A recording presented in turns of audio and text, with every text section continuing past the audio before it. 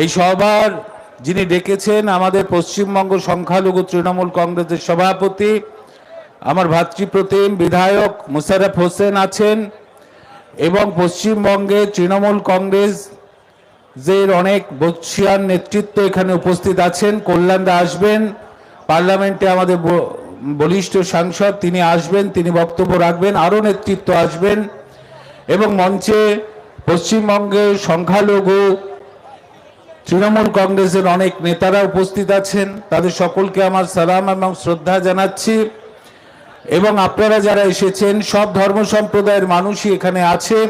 কারো অন্যায়ের বিরুদ্ধে সংবিধান আমাদের কাছে অত্যন্ত পবিত্র, তাকে রক্ষা করার জন্য ভারতবাসী হিসেবে সব ধর্ম সম্প্রদায়ের মানুষ আমরা একত্রিতভাবেই লড়াই করছি। আমি আপনাদের সকলকে আমার শ্রদ্ধা এবং সালাম এবং আমার প্রণাম জানাচ্ছি। আপনারা জানেন যে 1947 সালের 15ই আগস্ট ভারতবর্ষ স্বাধীনতা লাভ করে।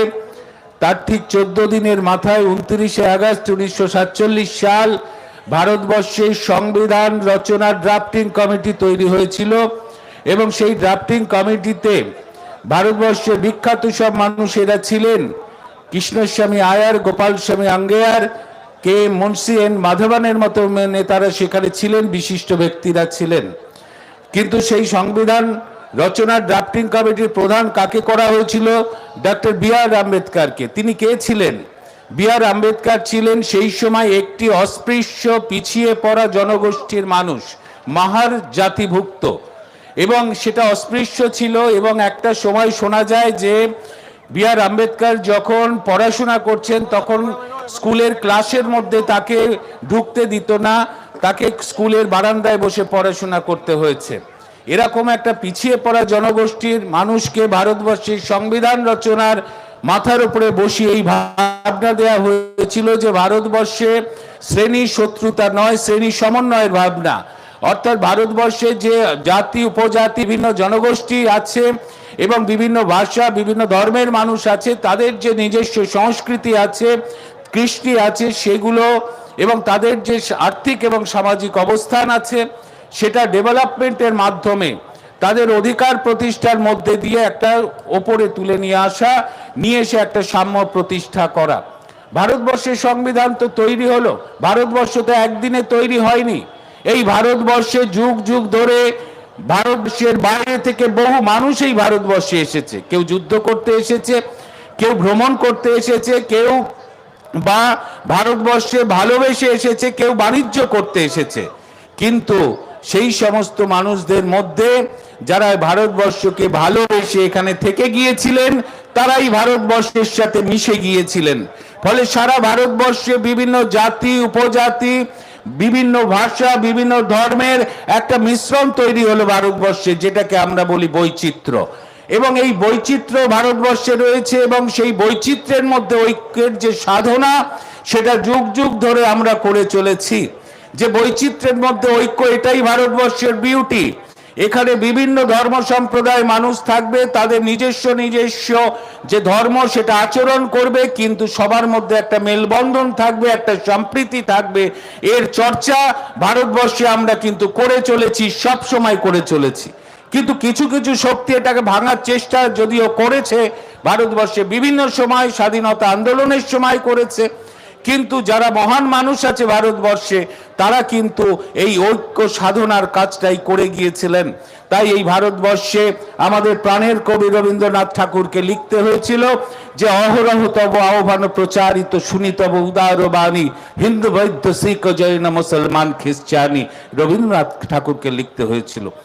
এই ভারতবর্ষের স্বাধীনতা সংগ্রামের বিদ্রোহ কবি কাজী নজরুল ইসলাম লিখেছিলেন গাহি সাম্যের গান, যেখানে আসিয়া মিশে গেছে সবই সব বাধা ব্যবধান, যেখানে মিশেছে হিন্দু বৌদ্ধ মুসলিম খ্রিস্টান। কাজী নজরুল ইসলামকে লিখতে হয়েছে।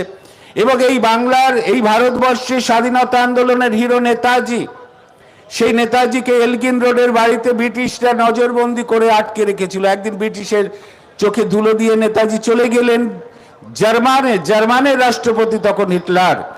হিটলারকে গিয়ে বললেন আমি জাপানে যাব, জাপান থেকে রেঙ্গুনে যাব, এখানে গিয়ে আমি ভারতবর্ষে ব্রিটিশের বিরুদ্ধে লড়াই করব, সৈন্যবাহিনী একত্রিত করে আমাকে একটু সহযোগিতা করুন। সেদিন হিটলার একটা ছোট্ট সাবমেরিন নেতাজিকে দিয়েছিল, কারণ হিটলার মনে করলো যে ব্রিটিশরা তো জার্মানের শত্রু, এই ভারতবাসীও তো ব্রিটিশের বিরুদ্ধে লড়াই করছে। একটা ছোট সাবমেরিন হিটলার দিয়েছিল নেতাজিকে। সেই সাবমেরিনের করে আটলান্টিক মহাসাগরের তলদেশ দিয়ে 3 মাস বিপদসংকুল যাত্রা করে নেতাজি পৌঁছেছিলেন জাপানে। ওপরে মার্কিন সেনা টহল দিচ্ছে, ব্রিটিশ সেনা টহল দিচ্ছে। দুবার আক্রান্ত হয়েছিল সেই সাবমেরিন। সেই ডিজেলের মধ্যে ডিজেলের সেই সাবমেরিনের মধ্যে ডিজেলের গন্ধ, এক কোণে নেতাজির বসার জায়গা। তিনি চেয়ারে বসে বসে আগামী যুদ্ধের পরিকল্পনা করছেন, আর সেটা মুখে বলছেন। তার সামনে একটি চেয়ার এবং টেবিলে রয়েছে একজন মাত্র ব্যক্তি। তিনি ডায়েরিতে সেগুলো লিখে রাখছেন। নেতাজি যা বলছেন তিনি লিখে রাখছেন। তার টেবিলে রয়েছে 3টি বই, একটি হিন্দু ধর্মের গীতা, আরেকটি মুসলমান ধর্মের কোরআন, আর শরৎচন্দ্র চট্টোপাধ্যায়ের উপন্যাস পথের দাবি। একদিন নেতাজি সেই ব্যক্তিকে বলল যে আমি তো ভারত মাকে স্বাধীন করার জন্য জীবন বিসর্জন দিতে প্রস্তুত, কিন্তু তুমি খামোখা কেন আমার সঙ্গে এই বিপদের মধ্যে আসতে গেলে? তুমি খামোখা কেন আসতে গেলে? তখন সেই ব্যক্তি বলছে, আপনি এত বড় মহান মানুষ, আপনি যদি দেশ মাতৃকার স্বাধীন করার জন্য জীবন বিসর্জন দিতে পারেন, আমি একজন সাধারণ মানুষ হয়ে ভারত মাকে স্বাধীন করার জন্য জীবন কি বিসর্জন দিতে পারি না? জাপানের কাছে পৌঁছে গেল সাবমেরিন। নিয়ম হলো সেই সাবমেরিন থেকে জলে ঝাঁপ দিতে হবে, তারপর জাপানের সাবমেরিনে উঠতে হবে। দুজন লাইফ জ্যাকেট পরে নিল, সেই লাইফ জ্যাকেট পরে সমুদ্রে ঝাঁপ দিল। সেদিনই নেতাজির সাথে সেই ব্যক্তি দুজনের সলিল সমাধি হতে পারত। আপনারা কি জানেন যে সেই ব্যক্তি যে নেতাজির সঙ্গে সেই বিপদ সংকুল যাত্রায় ছিল, তার নাম কি? তার নাম আবিদ হোসেন, একদম মুসলিম সম্প্রদায়ের মানুষ। এটাই আমাদের স্বাধীনতা আন্দোলনের ইতিহাস। হিন্দু মুসলমান একসাথে আমরা ভারতবর্ষকে স্বাধীন করেছি। ভারতবর্ষের স্থাপত্য, ভাস্কর্য, শিল্প, কলা সর্বত্র হিন্দু মুসলমান সবার অবদান রয়েছে বলেই আজকে ভারতবর্ষ এত সুন্দর হয়ে উঠেছে। আমাদের সেটা ভুলিয়ে দিতে চায় ভারতীয় জনতা পার্টি, কেন্দ্রীয় সরকার। আমাদের মনে রাখতে হবে। নেতাজি পৌঁছলেন রেঙ্গুনে। সেখানে দিল্লি চলো ডাক দিলেন 4টি সেনাবাহিনী তৈরি করে। সাংবাদিকরা জিজ্ঞেস করলো সুভাষচন্দ্রকে, আপনি তো দিল্লি চলো ডাক দিলেন, আপনার সৈন্যবাহিনীর স্লোগান কি হবে? কাল বিলম্ব করলেন না সুভাষচন্দ্র। তিনি বললেন, আমার সৈন্যবাহিনীর স্লোগান হবে ইন্তেখাব ইতমাত কুরবানি। সাংবাদিকরা বলল, আপনি হিন্দু পরিবার সন্তান, উপনিষদ আপনি গুলে খেয়েছেন, গীতার প্রতিটি শ্লোক আপনার মুখস্থ, হিন্দু ধর্মে এত ভালো ভালো কথা আছে, আপনি সেখান থেকে কোনো উদ্ধৃতি পেলেন না।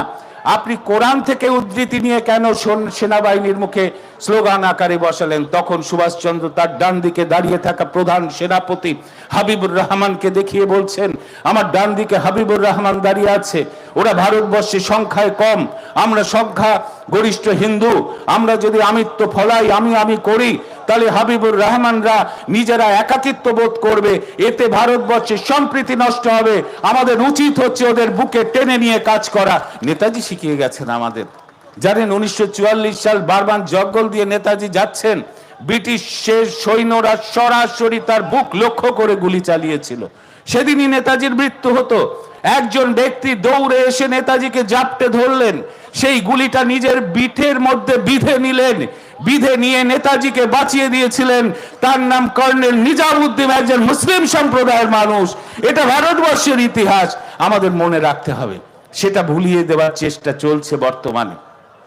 আমরা জানেন যে নেতাজির সেনাপতি শাহনাজ খান, যখন ভারতবর্ষ আর পাকিস্তান আলাদা হয়ে গেল, শাহনাজ খানের বাড়ি পড়ল পাকিস্তানে। তিনি বললেন, না ভারত আমার মা, আমি পাকিস্তানে যেতে চাই না। তিনি ভারতবর্ষে থেকে গেলেন এবং স্বাধীনতার পর যখন লাল কেল্লায় জওহরলাল নেহরু জাতীয় পতাকা উত্তোলন করেন, শাহনাজ খান সেই পতাকাটাকে বেঁধে দিতেন। সেই শাহনাজ খান লাল বাহাদুর শাস্ত্রীর মন্ত্রিসভায় কেন্দ্রীয় মন্ত্রী হয়েছিলেন এবং 1965 সালে পাকিস্তানের সাথে ভারতের যুদ্ধ লাগলো। তখন কিছু মানুষ বলল, শাহনাজ খানকে পদত্যাগ করতে হবে। কেন পদত্যাগ করতে হবে? কারণ শাহনাজ খানের ছেলে পাকিস্তানি সেনাবাহিনীর একজন ক্যাপ্টেন। শত্রু দেশের ক্যাপ্টেনের বাবা এদেশের কেন্দ্রীয় মন্ত্রী থাকতে পারে না। তো লাল বাহাদুর শাস্ত্রী পাত্তা দিলেন না কথাটায়। সেই যুদ্ধে পাকিস্তান পরাজিত হলো এবং ভারতের সৈন্যবাহিনীর হাতে শাহনাজ খানের ছেলের মৃত্যু হলো, তখন সবাই বলতে লাগলো শাহনাজ খানকে যে আপনি এবার যান পাকিস্তানে, গিয়ে অন্তত যারা পিছন থেকে মিছিল করে নিয়ে আসছেন ওই তৃতীয় রোডে ঢুকবেন, এদিকে আর জায়গা নেই, প্রচুর বড় বড় মিছিল আসছে তৃতীয় রোডে। আপনি পাকিস্তানে যান, আপনার ছেলের শেষ কাজে আপনি যোগ দিন। সেদিন শাহনাজ খান বলেছিলেন আমার ভারত মায়ের শত্রু যে সে আমারও শত্রু, ফলে যাওয়ার প্রয়োজনীয়তা নাই। এটাই ভারতবর্ষের ইতিহাস, এটা মনে রাখতে হবে। আজকে এই ভারতবর্ষের এই যে বৈচিত্র্যতা, এটাকে লক্ষ্য রেখেই ভারতবর্ষের সংবিধান তৈরি করলো সংবিধান প্রণেতারা, এবং এর জন্যই ভারতবর্ষে গণতন্ত্র পেলাম, যুক্তরাষ্ট্রীয় কাঠামো পেলাম এবং ধর্মনিরপেক্ষতা পেলাম। স্বাধীনতার পর আজকে যতগুলো রাজনৈতিক দল কেন্দ্রের সরকারে এসেছে, সেটা কংগ্রেস এসেছে, মিলিঝুলি সরকার এসেছে এবং বিভিন্ন রাজ্যে রাজ্যে আঞ্চলিক দলের সরকার তৈরি হয়েছে, তাদের বিরুদ্ধে নানা অভিযোগ থাকলেও, ডেভেলপমেন্ট সংক্রান্ত অভিযোগ থাকলেও, তারা ভারতবর্ষের এই সংবিধানের স্তম্ভগুলোকে মান্যতা দেওয়ার চেষ্টা করেছে। কিন্তু 2014 সালের পর নরেন্দ্র মোদীর নেতৃত্বে যে সরকার কেন্দ্রে আছে, তারা প্রতিদিন ভারতবর্ষের সংবিধানের এই স্তম্ভগুলোকে আঘাত করছে, সেগুলোকে ভুলুণ্ঠিত করার চেষ্টা করছে এবং সেগুলোকে ভেঙে দেওয়ার চেষ্টা করছে। তাই আজকে আমাদের এত আশঙ্কা এবং তাই ভারতবর্ষের মানুষের এত অস্থিরতা এবং এত আশঙ্কা তৈরি হয়েছে। এর বিরুদ্ধে আমাদের জোটবদ্ধভাবে লড়তে হবে। আজকে জানেন আমরা কেন ভারতবর্ষ এত সুন্দর? 1947 সালে যখন দেশ স্বাধীন হয়, 1950 থেকে 1930 থেকে 50, আপনি খেয়াল করুন যে এই ভারতবর্ষের মতো দক্ষিণ পূর্ব এশিয়ায় আরো কতগুলো দেশ স্বাধীন হয়েছিল। ইন্দোনেশিয়া স্বাধীন হয়েছে, ব্রহ্মদেশ হয়েছে, শ্রীলঙ্কা হয়েছে, পাকিস্তান হয়েছে। কিন্তু এই সমস্ত দেশের যে শাসক, তারা সেই দেশের মানুষের হাতে গণতান্ত্রিক অধিকার তুলে দেয়নি। তাই 1958 সালের 7ই অক্টোবর পাকিস্তানের সেনাপ্রধান আইয়ুব খান বন্দুকের নল দেখিয়ে পাকিস্তান দখল করে নিয়েছেন, পাকিস্তানের সামরিক শাসন জারি হয়েছিল। 1965 সালে ইন্দোনেশিয়ায় সামরিক শাসন জারি হলো, তারপর একে একে ব্রহ্মদেশ, শ্রীলঙ্কা, আফগানিস্তান এবং 1971 সালে প্রতিষ্ঠিত বাংলাদেশেও গণতন্ত্র টেকেনি। বারবার সেখানে সামরিক শাসন, মিলিটারির বুটের তলায় সেখানে মানুষের মৌলিক অধিকার বিসর্জিত হয়েছে। কিন্তু 75 বছর ধরে আজকে ভারতবর্ষের গণতন্ত্র টিকে আছে, তার একটাই কারণ যে 1950 সালে 26শে জানুয়ারি ভারতবর্ষের সংবিধান তৈরি হওয়ার ঠিক 2 বছরের মধ্যে 1951 সালের শেষ দিকে ভারতবর্ষের প্রধানমন্ত্রী জওহরলাল নেহরু লোকসভা নির্বাচনের ডাক দিয়েছিলেন। সেদিন জওহরলাল নেহরুকে অনেকে বলেছিলেন যে আপনি এখনই কেন নির্বাচন ডাকছেন, কারণ দেশের মানুষ এখনো সচেতন হয়নি, শিক্ষিত হয়নি, তারা ভোট দিতে হয় কি করে জানে না। জওহরলাল নেহরু বললেন যে আমি যদি গণতান্ত্রিক অধিকারকে নিজের পকেটে রাখি তাহলে সে অধিকার পকেট মার হয়ে যাবে, কিন্তু আমি যদি গণতান্ত্রিক অধিকারকে দেশের মানুষের মধ্যে ছড়িয়ে দিই তাহলে সেই অধিকার অনেক বেশি সুরক্ষিত থাকবে। 1952 সালে লোকসভা নির্বাচন অনুষ্ঠিত হলো, অনেক বড় বড় স্বাধীনতা সংগ্রামী সেই ভোটে হেরে গিয়েছিলেন। আমাদের আরামবাগে প্রফুল্ল সেন সেই ভোটে হেরে গিয়েছিলেন এবং আমাদের সংবিধান প্রণেতা বি.আর. আম্বেদকর বোম্বে নর্থ লোকসভা থেকে সেই ভোটে হেরে গিয়েছিলেন। তখন জওহরলাল নেহরুকে আবার সাংবাদিকরা বলল, দেখলেন তো আমরা বলেছিলাম যে দেশের মানুষ কি করে ভোট দিতে হয় জানে না বলেই এত বড় বড় স্বাধীনতা সংগ্রামীদের তারা ভোটে হারিয়ে দিয়েছে। সেদিন উত্তরে জওহরলাল বললেন যে আমি খুশি হয়ে এই জেনে গণতন্ত্রের প্রথম পরীক্ষায় ভারতবর্ষের মানুষ পাশ করে গিয়েছে, তারা বুঝিয়ে দিয়েছে প্রয়োজনে তারা কংগ্রেসকেও হারিয়ে দিতে পারে। এত বড় গণতন্ত্র আমরা পেয়েছি, সেই গণতন্ত্র আজকে আক্রান্ত। আজকে মানুষের অধিকার কেড়ে নেওয়া হচ্ছে। ভারতবর্ষের সংবিধান মানে সংখ্যাগরিষ্ঠতার সুযোগ নিয়ে বিজেপি এমন সব আইন নিয়ে আসছে ভারতবর্ষে, যেগুলো ভারতবর্ষের এই গণতান্ত্রিক অধিকার, ব্যক্তি স্বাধীনতা, মত প্রকাশের অধিকারকে সংকুচিত করে। আপনারা জানেন এই করোনার সময় এবং আমাদের ইনফরমেশন, রাইট টু ইনফরমেশন যে অ্যাক্ট, তার যে বদল ঘটিয়েছে আজকে সেন্ট্রাল গভর্নমেন্টের করায়ত্ত হচ্ছে রাইট টু ইনফরমেশন অ্যাক্টের যে বডি, সেটা কেন্দ্রীয় সরকারের হাতে রয়েছে। মানুষ অধিকার পাবে কেমন করে?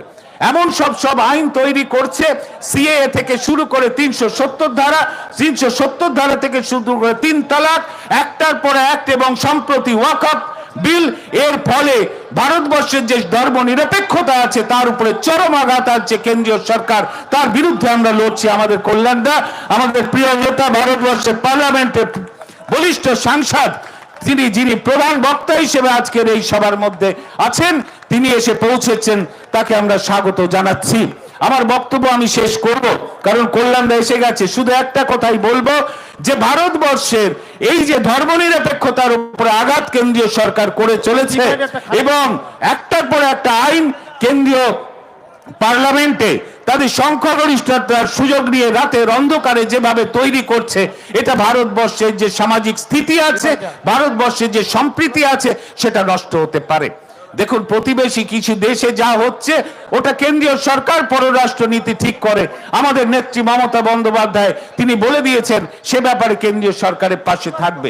কিন্তু সারা ভারত পৃথিবীতে কোনো দেশেই কোন সামাজিক ভাবে, ধর্মীয়গতভাবে, জাতিগতভাবে কোনো মানুষের অত্যাচার কখনোই আমরা সমর্থন করি না।